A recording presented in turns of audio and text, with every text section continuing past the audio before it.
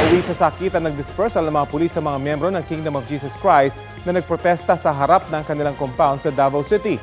Sa gitna pa rin yan ang paghahanap ng mga pulis kay KOJC leader Pastor Apollo Kibuloy. Balita hatid ni Kent Abrigana ng GMA Regional TV.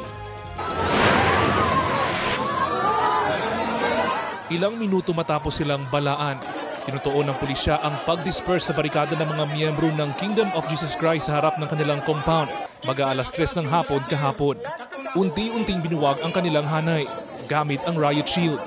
May mga hinila, kinaladkad at pinadapang mga miyembro. Ilan sa kanila ang namato ng upuan at bote. Ang iba, pinalo umano ng pulis. Naglagay rin ng sariling barikada ang pulisya sa lugar at inalis ang inihambalang mga miyembro sa National Highway. Nauna lang sinabi ng abogado ng KOJC na si Attorney Israelito Torion na legal ang kanilang pagtitipon dahil ginawa umano ito sa state of necessity sa ilalim ng civil code. Hindi kasi umano nirerespeto ang kanilang karapatang pantao. Nanggalugurin ang compound ng KOJC na hindi umano sakop ng ipinakitang warrant of arrest ng pulisya pero tugon ng Davao Regional Police. Legal ito sa paniwalang nasa compound si Pastor Apollo Kibuloy at iba pang akusado. Nasa 18 miyembro naman ng KOJC ang hinuli ng kapulisan dahil may paglabag umano ayon sa pulisya. Kakasuhan sila ng obstruction of justice. Sinisikap namin silang kunan ng pahayag. Samantala, nahirapang dumaan ang mga pasaherong pupunta sa departure area o galing sa arrival area ng Davao International Airport kahapon ng umaga. Katabi lang ito ng compound ng Kingdom of Jesus Christ. Hassle kay first time na ko otro pagbalik daan sa Davao niya. Di ko kasakay di padulong dito padulong ko sa Tagum. Saan kami ngayon papunta? Puro close. Isang tao lang hinahanap. Bakit kami lahat apektado?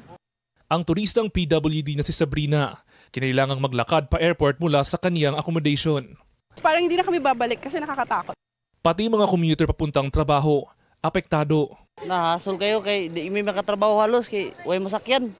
Ayon sa Civil Aviation Authority of the Philippines o CAAP Davao, maaari lang makapasok at makalabas sa airport gamit ang main entrance. What used to be our exit gate, nakasarado po siya ngayon as a precautionary measure because that gate is very near, masyadong malapit po doon sa kung saan yung kaganapan. Walang cancelled flights pero may mga delayed. Para sa mga passengers and sa mga langyaw, isolated case lang nahitabo. Kent Abrigana ng GMA Regional TV, nagbabalita para sa GMA Integrated News. Bagong-bagong balita, sinabi ng Commission on Human Rights na patuloy nitong minomonitor ang nangyayari sa compound ng Kingdom of Jesus Christ. Umapil ang komisyon sa PNP na pairalin ang maximum tolerance.